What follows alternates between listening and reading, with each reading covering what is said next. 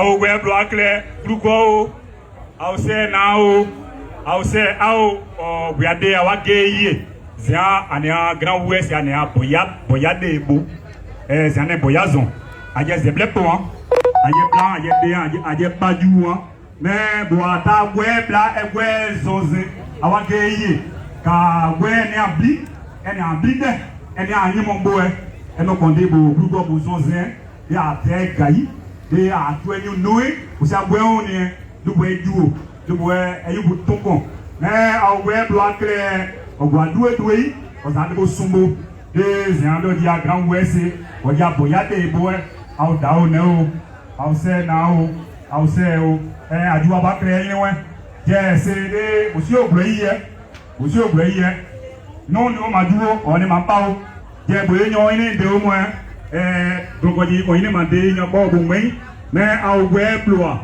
ogre yi o black ribade o dia apabo daone web authentique daone au jeseu au se na o me wa président Romier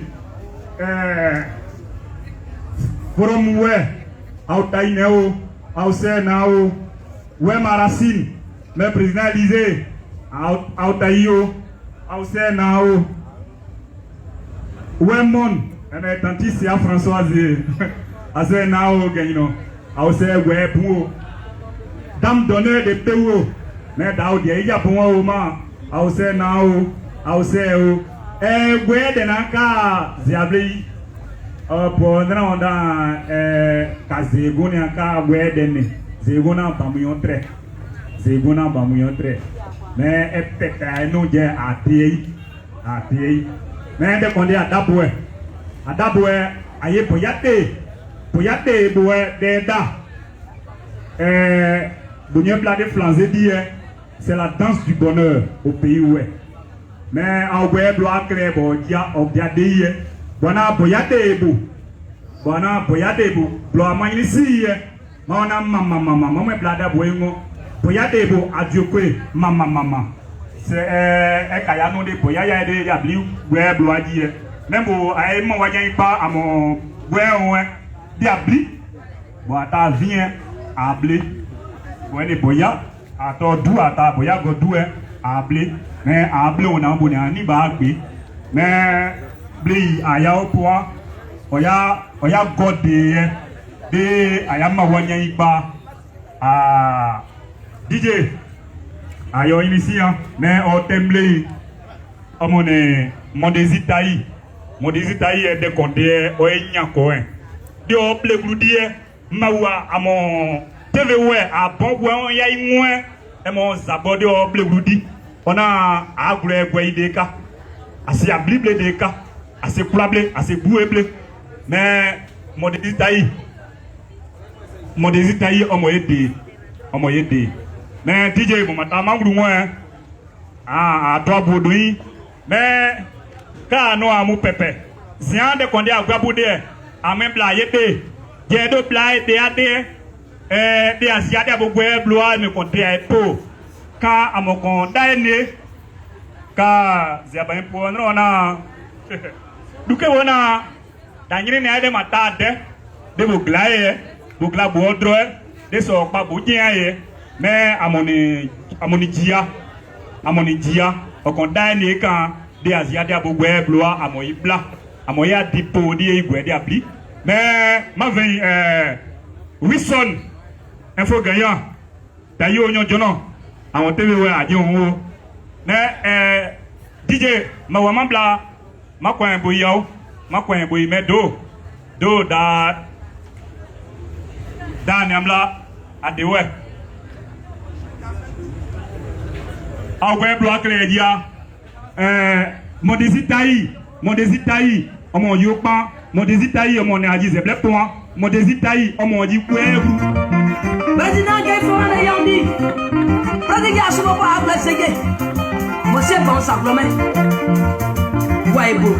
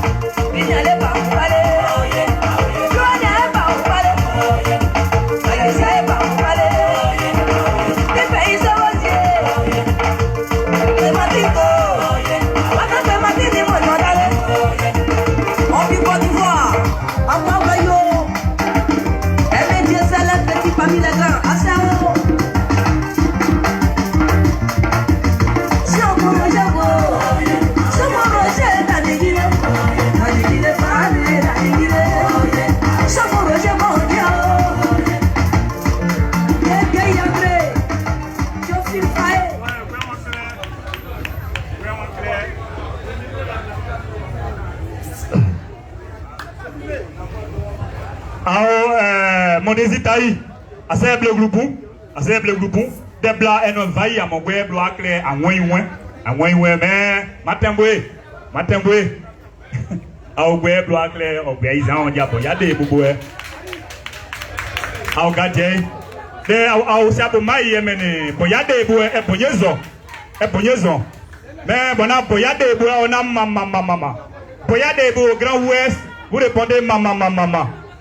Any boya de bois, oubliez payer, mais da diabo est possible. De aye boyanya iba, mais quand adaptation na boya de bois, à moins zeblepo, j'ai des zebledier, à moins clé kindi, à moins bakindi, à moins boklo kindi, des asiates web, loa da ya dépôt. mais aye pousi hein bon aye amawabla nous sommes à esi atoripa aye tuo boji boni aye boklo kende aye mawabla mais nyon nyakomla amwe collègue Mbodje monsieur le maire Goulaï invité de TVW pour le premier débat mais et de quand pour flanzer nous a nous plia nyakomla 15 à soir on est bio et boyoda ma plan bleu ma pour flanzer de on dey mais Adriadru on est en boekin mais Goulaï on m'a da parking da boklokin on est mawabla mais au webloa au gadje à Adriadru monsieur Goulaï qui est derrière dans la dame de Moïde kayene se webloa bo dungluna benyo diabo me ono edede bo mata nyon mo na bo ede ma di odun bo ma pogie o se ina o pogie wen mende weglo authentique bo président no diabo Adriadru Romi omo dada ba ken on aye anya koma wa bodu aye ase agri mais Romi adon son yiji me weblo du adaka medo Facebook do Facebook il y a des réseaux sociaux mais on est gloire ni priade boja ide boni flanzer non on est gloja non ni kuiblie da wadia ba non ni miamblie da wadia ba eneme mais Romi mon dia au gadje nyonza oza yewe de nwa gwe yin ji wona bo baza jija nwa do de kuye de nwa juwe do nwa de kuye de nwa juwe ane gweon dumo po na datie na do tie ni bo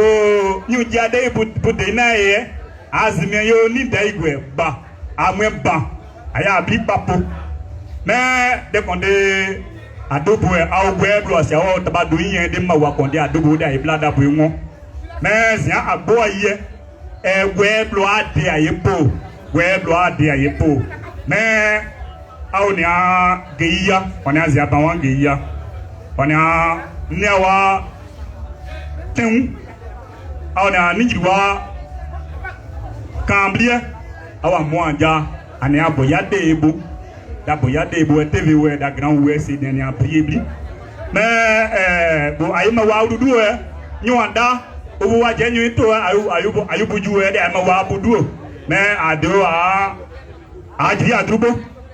Adriadru asena ase gwebu ase Uli TVW asena ase webu ase onyu boa mo luana mo ne med go le narcisse quatre gens mais chargé de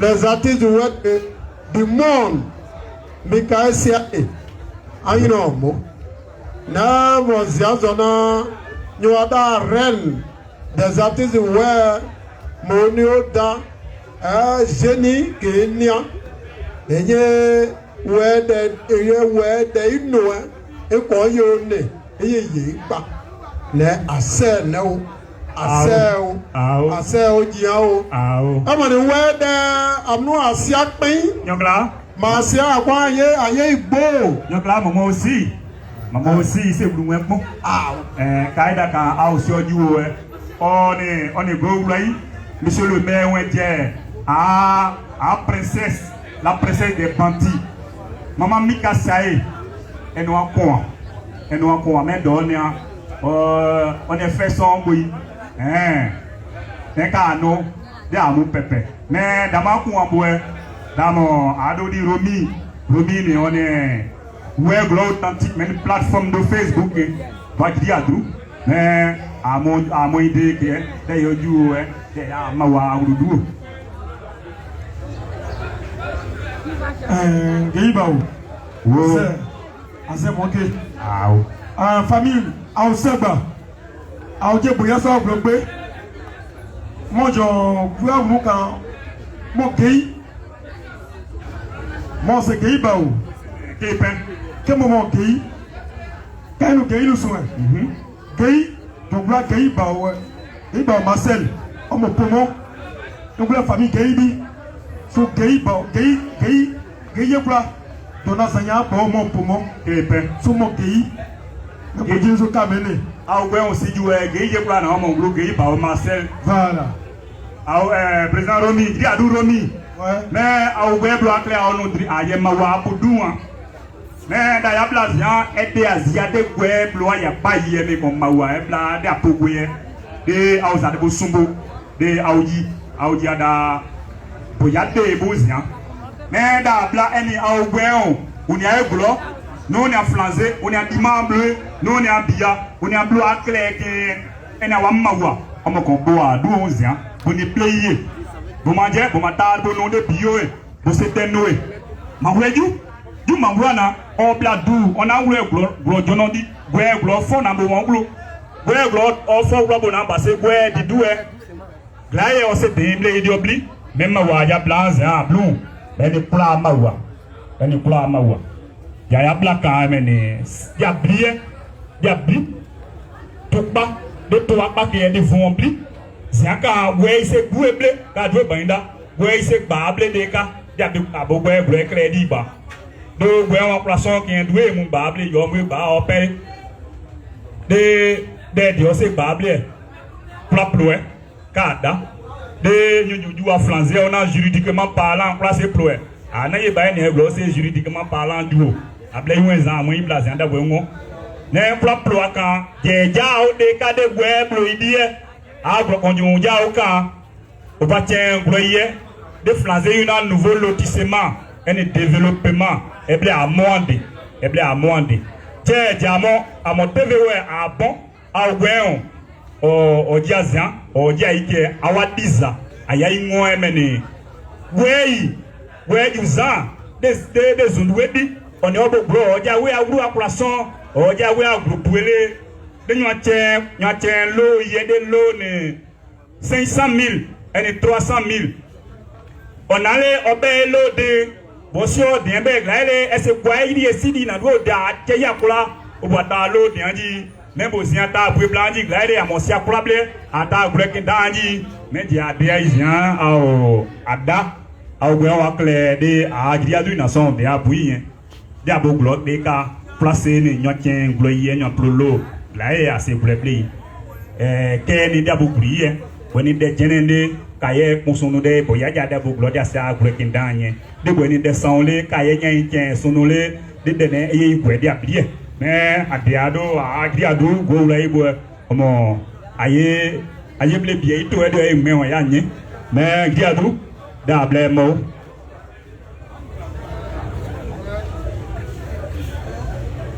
ouais bon il y a des au produit il y a il y a au maire et des greffiers et des juristes des pratiquants du droit ou à président de droit de 2016 il y a des candidats aux législatives dernier candidat est mon et moi il y a des ans à moi de 2010 et tout yon Côte d'Ivoire et tout moi ou die ou ya plaquaza on est au pays on est à Abidjan ya pa to waji a tout le waji a boulage waji a mi andu ya ja publié et de se jobo waji e de a we e ma boye blaye won tona do loi de temps à clubo o mo aboye doué e mla wan we de campagne ticket amone ozi e to ji azo no a keidi ono a keidi e fa no a ke u plea u weizo u sa o jopo wa a keida de ji e de Burkina Faso na do no je crée je de Burkina Bede ọwọnso we akura nyede oh yeah, or their crowd, we are rock so they will rock on your damos away to it. Ah, the crowd. I'm at 2 years 1 year. Now, everywhere. Money won't play the same money blue. But them also at the bui. Et moi, il y a du point mort. Na umwanga akai plaza wajadezwa ajeni mo jide gwe mena oblezio bo mana oblezio kwa so mo jide o se go kebe o mo jide o jade abugna be omogo oble kwa so zo o de kura do luma dia mo je kura deso de no trade kura de voyez simple, voyez tout foncier bleu et ôté. Mon notaire sur le greffier notaire n'a de quoi de décla. Quoi binaka, ou tout qu'elle est, ou décla. Quoi de ouais. Ah ben, nous bleu, ou blanc, quoi, nous sié. Je dis non, quoi de nous. Où c'est d'aïné? N'y allez en bouaïné, dans yé pléazard. Et yé dégridé. Kono no kula o no bla o jua kula we play bla o la o bugna be o de kula na ayu naturaliser no kono ta no e ye mamu e ye naturaliser tanwa dono ja section de Giglo cette unité de Giglo e wada a partir de Zozia o dia o la o enyia il y a eu rien ça parce que la loi a dit constitution la terre appartient à l'État de Côte d'Ivoire. La terre appartient aux collectivités territoriales. La terre appartient aux Ivoiriens. Mais moyen ivoirien n'était pas ne boucla de quoi quand il y a ivoirien ne ou moi bla quoi ou Dieu bla. Mais il y a ivoirien qui a appartenu nous. Pour nous, on peut boucler rang, on doit une nationalité de Giglo. Parce que tout le bleu, le bouleke, le taille, et il y a membre, et moi, peut-être. Pour nous, il y a un tribunal Giglo. Il y a un tribunal Yaola, moi c'est un député. À me tribunal d'Anja. Ajabla yanyu no dade o asia monide be diadou plan ya kwa para mo 2013 na diadou 2013 na on la loi a voté et on mo déclare à partir de 2023 mon sortir foncier nia e kurana on free enyowe je sens si a employé enyowe free. Je sens Bézio. Ah, quoi, il est free. Je sens un leader noir créé, un mot. C'est le combat. Il y a lancé nos combats. Il y a nous. Ah, quoi, il y a un homme. Kanda. Ah, Diadou. Mon. Assez Mawabu. Assez. Maye, oui, Neda. De Oye Mawabla. Oye, tiens, Nani, vous avez des gozons causons.